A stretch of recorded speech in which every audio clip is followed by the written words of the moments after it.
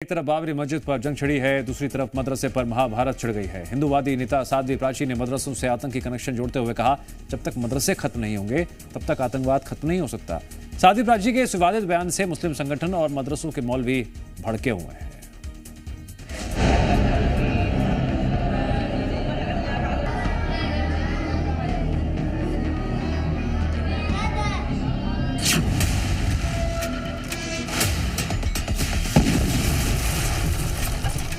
इन मदरसों पर रोक लगनी चाहिए, मदरसे समाप्त होने चाहिए। जिस दिन मदरसे समाप्त हो जाएंगे, बंद हो जाएंगे, उस दिन आतंकवाद खत्म हो जाएगा मेरे भाई, खत्म हो जाएगा मेरे भाई, खत्म हो जाएगा मेरे भाई। क्या मदरसा आतंकवाद का अड्डा?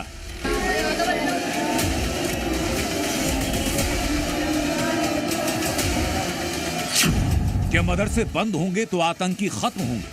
जिस दिन मदरसे समाप्त हो जाएंगे, बंद हो जाएंगे, उस दिन आतंकवाद खत्म हो जाएगा मेरे भाई, खत्म हो जाएगा मेरे भाई, खत्म हो जाएगा मेरे भाई। हिंदूवादी नेता साध्वी प्राची के इस बयान पर हंगामा मच गया।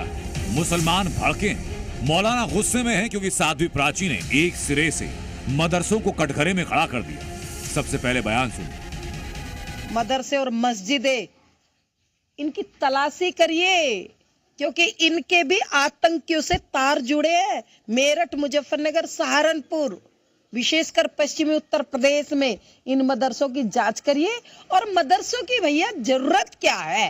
मदरसों पर रोक लगनी चाहिए, मदरसे समाप्त होने चाहिए। जिस दिन मदरसे समाप्त हो जाएंगे, बंद हो जाएंगे, उस दिन आतंकवाद खत्म हो जाएगा मेरे भाई। अयोध्या में धर्म ध्वजा समारोह के बाद बागपत पहुंची साध्वी प्राची ने इस बयान के पीछे दलील दी दिल्ली धमाके को, जिसके आरोप में यूपी से हरियाणा और हरियाणा से राजस्थान तक मदरसों पर रेड हुई। 31 अक्टूबर 2025 राजस्थान के जोधपुर में एटीएस और एनआईए ने जॉइंट ऑपरेशन चलाया।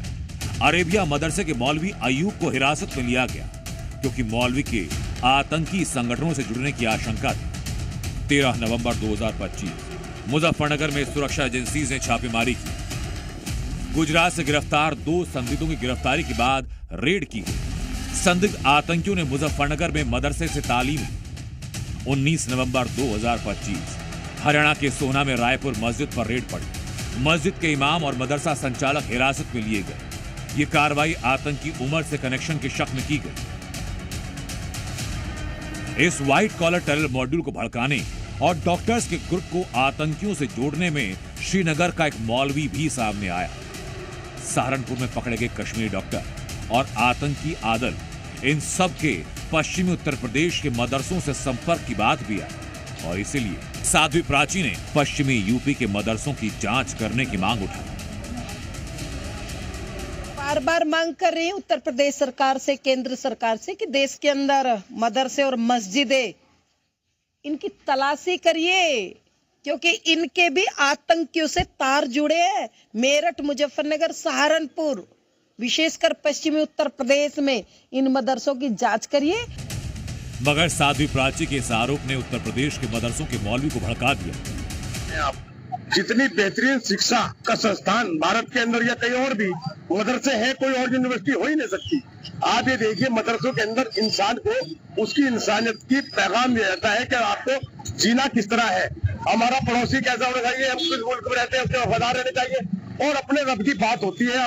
हम इस्लाम धर्म के मानने वाले हैं। मदरसों के अंदर जो निजी अपने मदरसे हैं, जो धार्मिक मदरसे जिनको कहा जाता है, तो उसमें दीनी तालीम दी जाती है और उसमें तमाम चीज़ें सिखाई जाती हैं, न कि किसी को सताना या किसी और चीज़ से कोई ताल्लुक़ रखना, गलत बातों की तरफ ध्यान देना, इससे उनका कोई ताल्लुक़ नहीं होता। अगर हम अपने मुल्क से वफादारी नहीं कर सकते तो हम ये इस्लाम, मजहब इस्लाम में जायज़ नहीं है।